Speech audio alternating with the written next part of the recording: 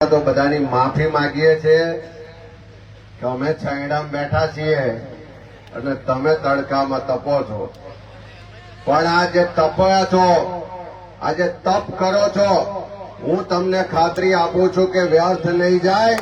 2027માં આ જે તપ છે એ પરિવર્તન લાવવાનું છે.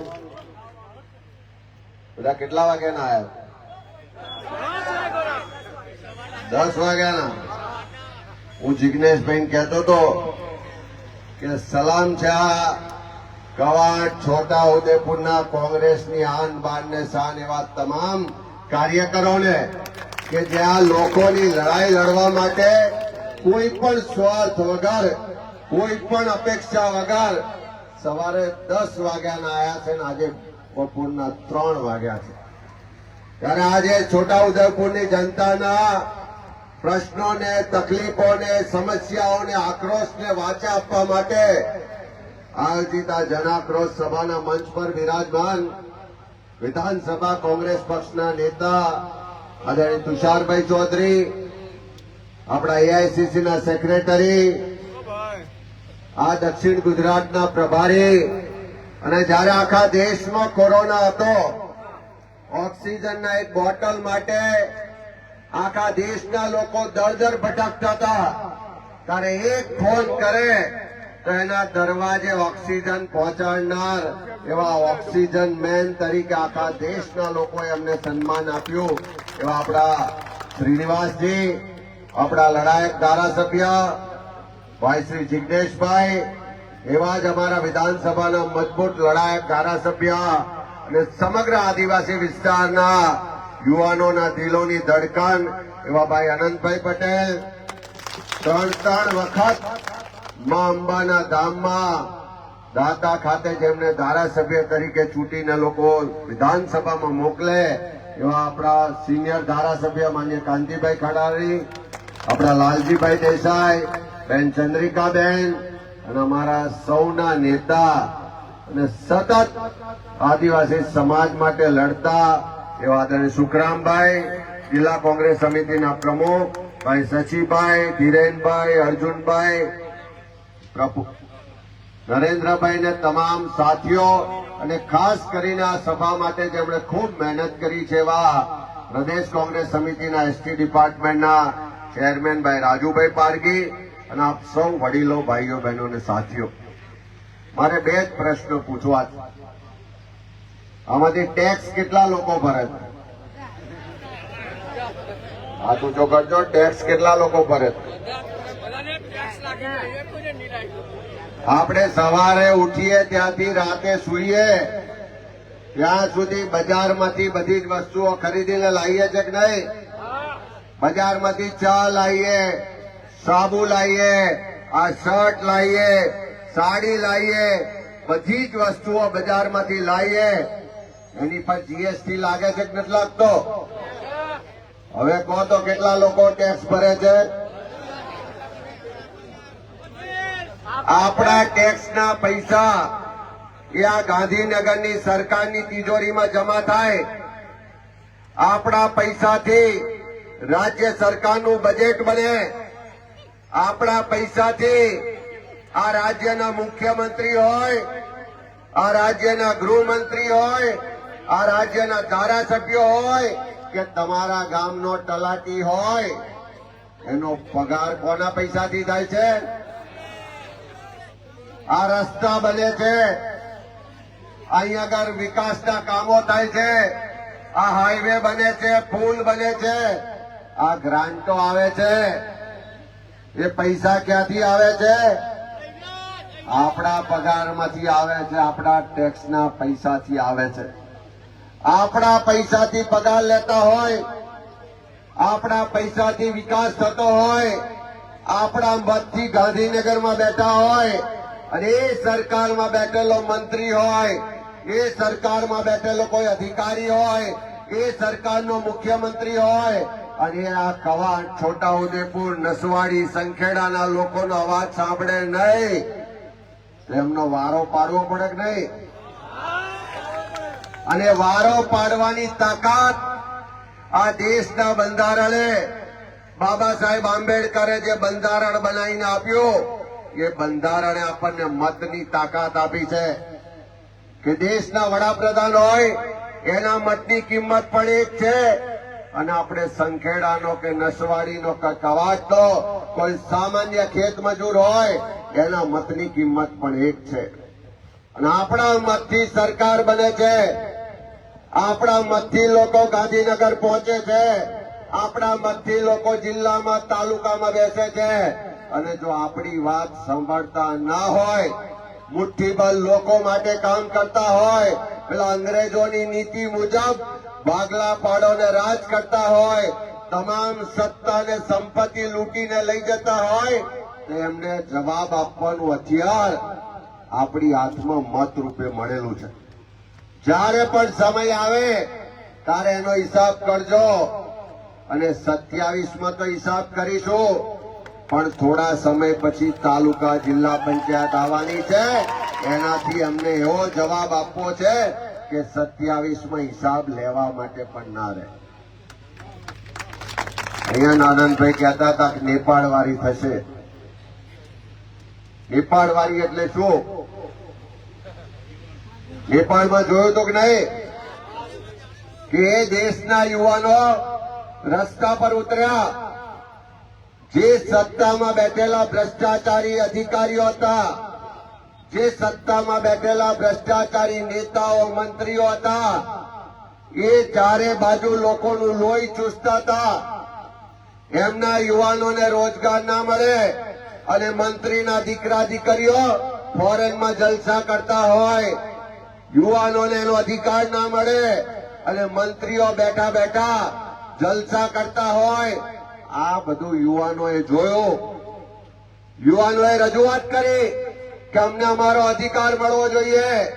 પહેલી વાત ન સાંભળી, યુવાનો વિરોધ કરવા રસ્તા પર ઉતર્યા તો એમની વાત સાંભળવાને બદલે ગોળીઓ મારી, અનેક યુવાનો શહીદ થયા. અને જ્યારે સહનશીલતાની હદ આવે ત્યારે લોકો રસ્તા પર ઉતરે. અને આપણે બધાએ નેપાળમાં જોયું કે મોટા મોટા મંત્રીઓ હોય, મોટા મોટા અધિકારીઓ હોય, એ દેશની જનતાએ ઘરમાંથી ખેંચીને બહાર રસ્તા પર લાયા, ઉભા રોડે કપડા કાઢીને દોડાયા અને આખા દેશમાં પરિવર્તન આવ્યું. હમણાં હું, તુષારભાઈ, જિગ્નેશભાઈ, બધા જ આગેવાનો ગુજરાતના, જે ગુજરાતના લોકોનો અવાજ હતો, જે ગુજરાતના લોકોની તકલીફો હતી, સમસ્યા હતી, દુઃખ હતું, દર્દ હતું, જે ગુસ્સો ને આક્રોશ હતો, એને વાચા આપવા માટે જન આક્રોશ યાત્રા કાઢવાનું નક્કી કર્યું. તમે બધાએ જોયું છે કે પહેલા કમોસમી વરસાદ થયો, આખા ગુજરાતમાં ખેડૂતો બરબાદ થયા.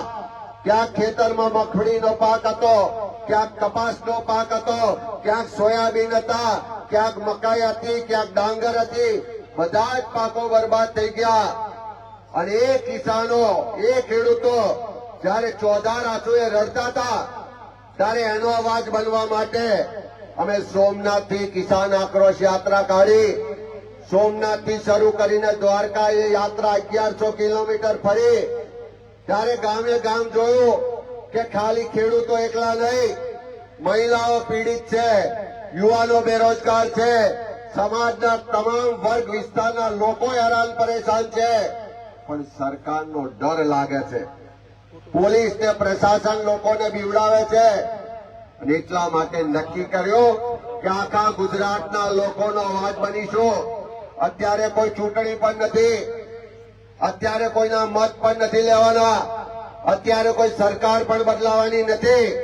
પણ આ ગુજરાતના લોકોનો અવાજ બનવા માટે, આ સરકારના બહેરા કાન સુધી લોકોના અવાજને પહોંચાડવા માટે, આ સત્તામાં બેઠેલા લોકોનું અભિમાન ઉતારવા માટે આ જન આક્રોશ યાત્રાની શરૂઆત કરી. પહેલા ચરણમાં ઉત્તર ગુજરાતમાં 21 તારીખે બનાસકાંઠા ધીમાથી શરૂઆત કરી. હજુ તો યાત્રા 10 કિલોમીટર પહોંચી અને સૌથી પહેલો અવાજ આવ્યો એ ગુજરાતની બહેનો માતાઓનો કે અમારા વિસ્તારમાં પીવાનું પાણી નથી મળતું. પણ બહેને કીધું એમ માગે ત્યારે દારૂની રેલમછેલ થાય છે. આ દારૂ ડ્રગ્સની બદીને કારણે નાની ઉંમરે અમારા દીકરાઓ વ્યસનના રવાડે ચડીને એની જિંદગી બરબાદ થાય છે. એના કારણે નાની ઉંમરે અમારી બેન દીકરીઓ વિધવા થાય છે. પણ આ હપ્તા લેવા વાળી પોલીસ અને હપ્તામાંથી તિજોરી ભરવા વાળા ગાંધીનગરના ગૃહમંત્રી અને મુખ્યમંત્રી આ સરકારમાં બેઠેલા લોકો આ બહેનોનો અવાજ સાંભળતા નથી.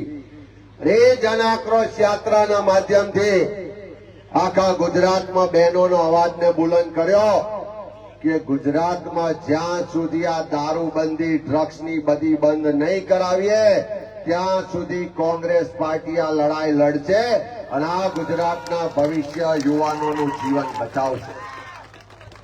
થોડે આગળ ગયા તુષારભાઈ કીધું એમ આ કાંતિભાઈનો વિસ્તાર આવ્યો.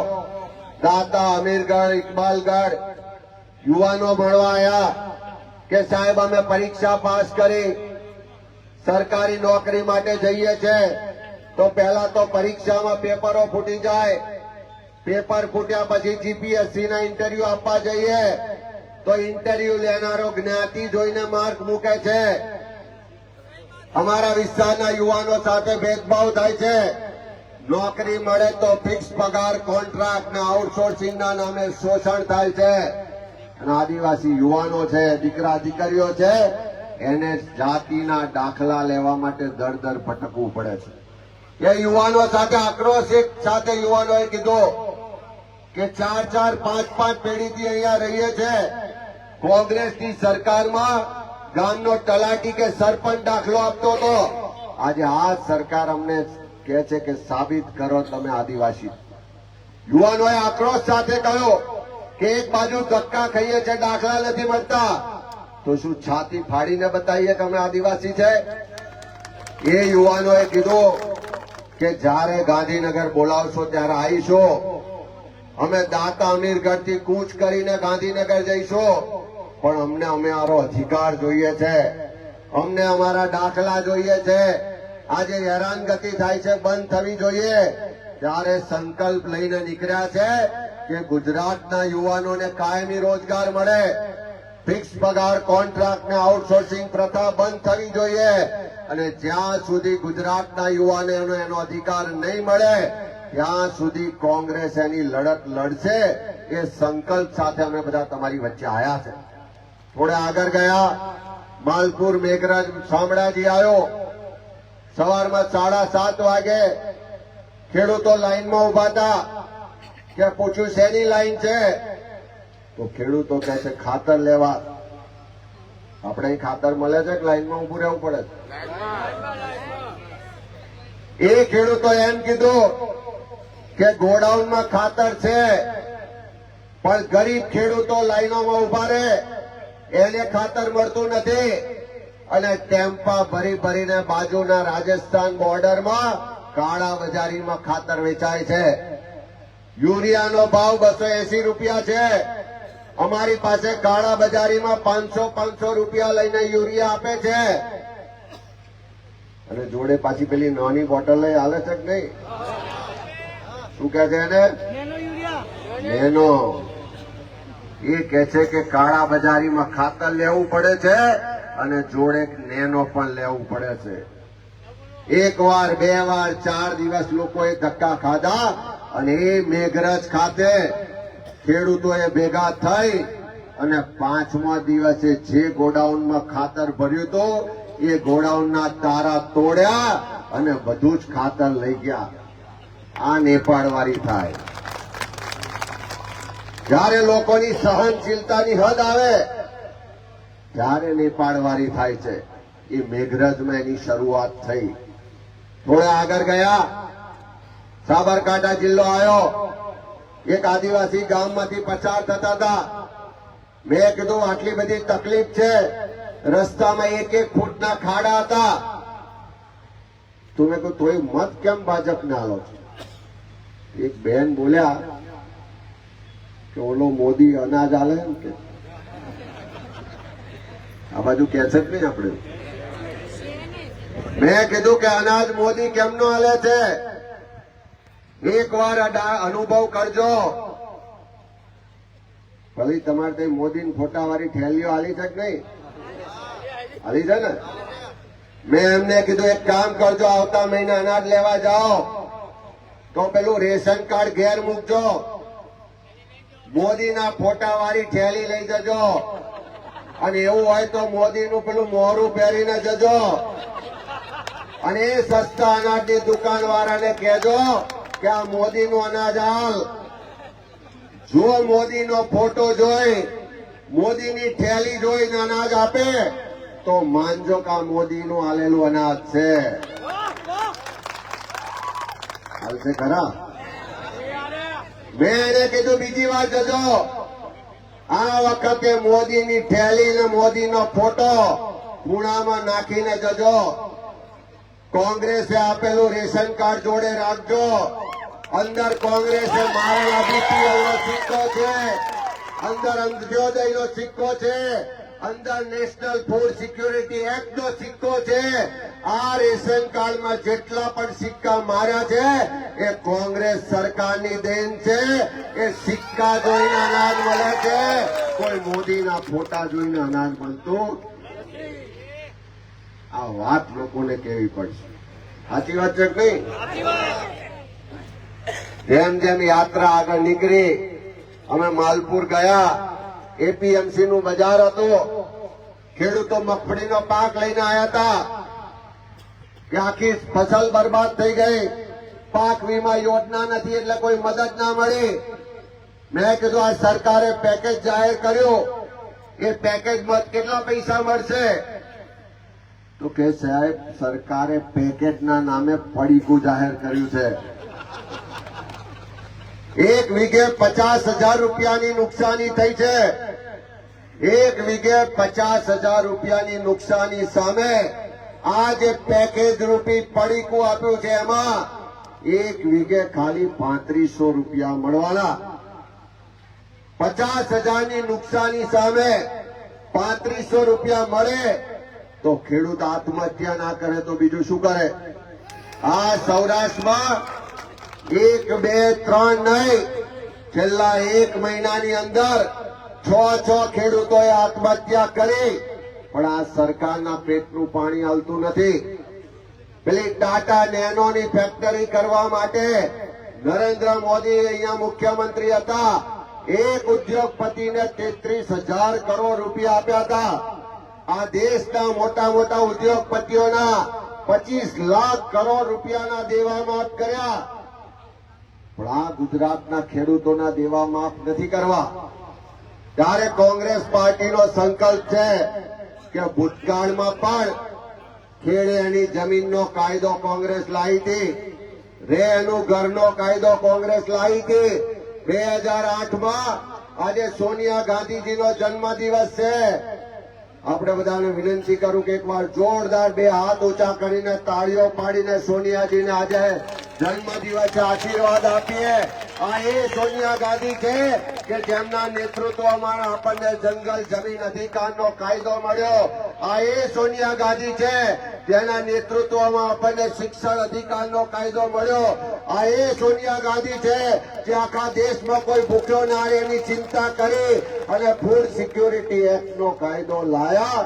એ સોનિયા ગાંધીના નેતૃત્વ વાળી સરકારે 2008માં જયારે ખેડૂતો આત્મહત્યા કરતા હતા તો 72,000 કરોડ રૂપિયાના દેવા એ કોંગ્રેસની સરકારે માફ કર્યા હતા. પણ આ પારકીમાંના બેઠેલા ગાંધીનગર ને દિલ્હી વાળા એ ઉદ્યોગપતિઓના દેવા માફ કરે છે, ખેડૂતોના દેવા માફ કરતા નથી. આ એની યાત્રા લઈને નીકળ્યા છે. એ નસવાડીમાં પ્રોજેક્ટ આવતો હોય, આદિવાસી સમાજની જમીનો છીનવતા હોય, એ તાપી રિવર લિંક નો પ્રોજેક્ટ આવતો હોય, આપણા લોકોને બેઘર કરતા હોય, આપણા યુવાનોનું ભવિષ્ય છીનવતા હોય, આપણા વિસ્તારમાં દારૂ ડ્રગ્સની બધીને કારણે આખા ઘરોના ઘરો બરબાદ કરતા હોય, આ બધા જ પ્રશ્નોને લઈ અને લડવા નીકળ્યા છે. મારી આપ સૌને વિનંતી છે કે આ લડાઈ કઈ હેલી લડાઈ નથી. અંગ્રેજો સામે લડવાનું હતું ત્યારે પણ લડવા વાળા મુઠ્ઠીભર લોકો હતા. મહાત્મા ગાંધીજીએ જ્યારે અમદાવાદ સાબરમતી આશ્રમથી દાંડી કૂચની શરૂઆત કરી ત્યારે 12મી માર્ચે કૂચ નીકળવાની હતી. એની આગલી રાતે જ્યારે જમવાનો સમય થયો ત્યારે બધા લોકો જમવા બેઠા. ગાંધીજી એમ કીધું કે કાલે આશ્રમની બહાર નીકળીશું એટલે અંગ્રેજોની લાઠીઓ હશે, અંગ્રેજોની ગોળીઓ હશે, પકડી પકડીને કારાવાસમાં જેલમાં નાખી દેશે. જેને દેશની આઝાદી માટે લડવાની હિંમત હોય, જેનામાં કંઈક કરી છૂટવાની તમન્ના હોય, જેને ડર ના લાગતો હોય એવા લોકો કાલે મારી સાથે આવજો, અને જેને ડર લાગતો હોય એવા લોકો પ્રેમથી જમીને ઘેર જજો. એ બીજે દિવસે 12મી માર્ચે 80 લોકો નીકળ્યા અને દાંડી માર્ચની શરૂઆત થઈ. એ અમદાવાદ સુધી માર્ચ દાંડી પહોંચતા પહોંચતા લાખો લોકો એમાં જોડાયા અને અંગ્રેજોની જે આખા વિશ્વમાં સૂરજનાથ મેં એવી સત્તાએ પણ એ દાંડી કૂચમાં ગાંધીજી સાથે લોકો સામે ઝૂકવું પડ્યું. એ જ રીતે આ નવા અંગ્રેજો છે, આ કાળા અંગ્રેજો છે. આ કાળા અંગ્રેજો સામે પણ આખા દેશમાં જો કોઈ ગરીબ, સામાન્ય, દલિત, આદિવાસી, બક્ષીપણ, લઘુમતી, ખેડૂતો હોય, યુવાનો હોય, મહિલા હોય, નાના વેપારીઓ હોય, આ બધા માટે જો કોઈ એક વીરલો લડતો હોય તો એ રાહુલ ગાંધી છે. મહાત્મા ગાંધી અંગ્રેજો ધોળા અંગ્રેજો સામે લડ્યા હતા અને રાહુલ ગાંધી કાળા અંગ્રેજો સામે લડાઈનું નેતૃત્વ કરે છે. હું તમને વિશ્વાસ અપાવું છું કે આ વિસ્તારના આપણા કોઈ પણ પ્રશ્નો છે, જે પણ સરકારનો જોર જુલમ ને અત્યાચાર છે, એ બધાની સામે મજબૂતાઈથી લડીશું. અને આ લડાઈમાં તમે એકલા નથી. હું તમને આશ્વાસન વિશ્વાસ સાથે કહું છું કે જ્યાં પણ લડાઈ લડવાની થાય, પહેલી લાઠી ખાવાની હશે, પહેલી ગોળી ખાવાની હશે, પહેલા જેલમાં જવાનું હશે, તો કોંગ્રેસનો આગેવાન, કોંગ્રેસનો કાર્યકરે સામનો કરશે. અહીંના કોઈ સામાન્ય માણસનો વાળ પણ વાંકો નહીં થવા દઈએ. એ સંકલ્પ સાથે આજે તમારી વચ્ચે આવ્યા છે. અહીંયા મને એમ આપ્યું કે થોડા વખત પહેલા 2023માં હેલકી ગામ હતું ને, હલકી ગામની બધી મહિલાઓ, બધા આગેવાનો, કાર્યકરો દારૂની રજૂઆત કરવા પાવી જેતપુર પોલીસ સ્ટેશન ગયા હતા. ત્યાં જઈને રજૂઆત કરી કે આ દારૂ બંધ કરાવો, આ હપ્તા લેવાનું બંધ કરો, અમારા છોકરાની જીવન બગડે છે, અમારી બેન દીકરીઓ વિધવા થાય છે. તો એ હપ્તાખોર પોલીસે એ રજૂઆત કરનારા લોકો પર FIR કરી અને એક બે નહીં 50 કરતા વધારે લોકો પર FIR કરી. આજે પોલીસના લોકોને પણ કહેવા માંગીએ છે કે હપ્તાથી તમારી આખી જિંદગી જવાની નથી. હપ્તાથી કોઈનું એક ઘર બરબાદ કરશો, એની હાય લાગશે તો તમારી 7 પેઢીઓ બરબાદ થઈ જશે. અમે જિગ્નેશભાઈ બહુ બોલે કે પટ્ટા ઉતરી જશે, હપ્તા લેશે, બધું કે. મને એક પોલીસ વાળાનો ફોન આવ્યો કે અમિતભાઈ તમે બધા રોજ અમને ભાણ કરો છો, પણ કોક દાડ અમારું દર્દ તો સાંભળો. મેં કહ્યું શું થયું? તો કે તમને ખબર નહીં હોય, આ ભાજપની સરકારમાં પોલીસ સ્ટેશનોના ભાવ ચાલે છે. બોર્ડરના કોઈ પોલીસ સ્ટેશને પોસ્ટિંગ લેવું હોય તો 50-50 લાખ રૂપિયાનો ભાવ ચાલે છે.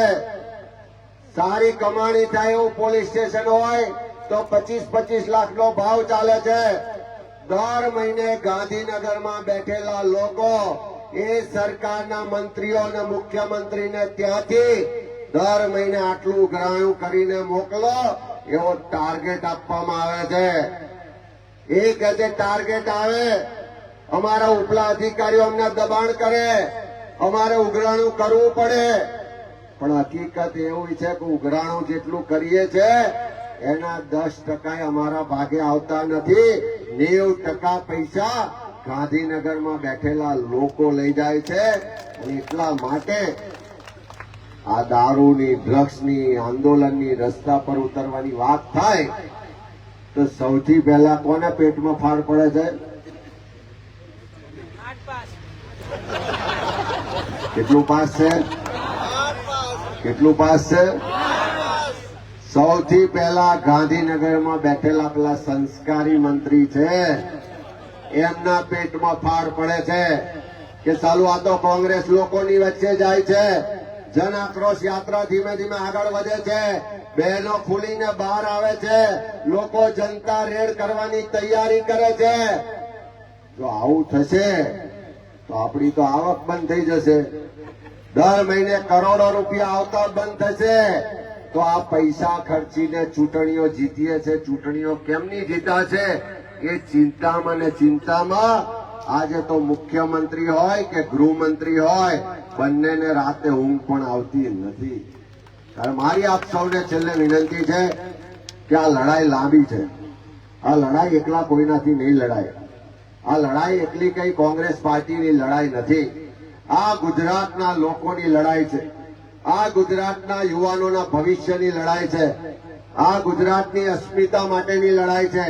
અને એટલા જ માટે જેમાં 5 આંગળીઓ હોય, છૂટી છૂટી હોય તો એની કોઈ તાકાત નથી હોતી, પણ 5 આંગળીઓ ભેગી થઈને મુક્કો બને તો ભલભલી તાકાતોને પણ ઝુકાવવાની શક્તિ આમાં હોય છે.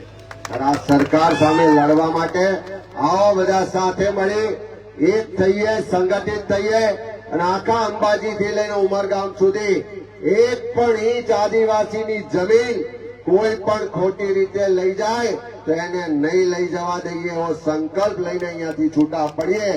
એ વાત સાથે શશીભાઈ આખી ટીમનો ખૂબ ખૂબ આભાર માનું છું અને ખાસ કરીને તમને ફરી સલામ કરું છું કે સવારે 10 વાગ્યાના અત્યાર સુધી બધા અહીંયા આવ્યા અને આ જે જનાક્રોશ યાત્રા છે એ લોકોના અવાજને સમર્થન આપ્યું. એ બદલ આપ સૌનો ખૂબ ખૂબ આભાર. જય જોહાર, જય આદિવાસી.